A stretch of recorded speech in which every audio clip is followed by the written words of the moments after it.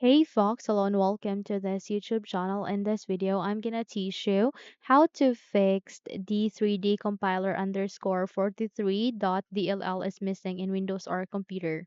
So without any further ado, let's get started. The very first step that we need to do is we need to bring up our Google Chrome or whatever browser that is present in your computer. You can go with that, okay?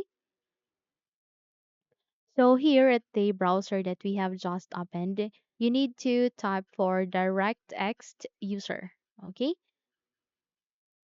let me just type that. Okay, just have to type for DirectX and user.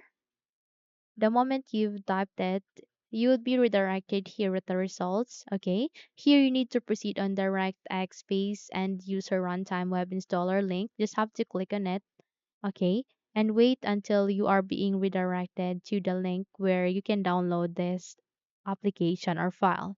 Here you need to select the language that you'd like to, okay, the language that you'd prefer and that you would understand. Then you need to click on download to proceed.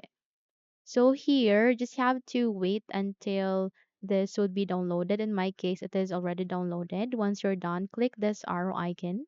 Okay.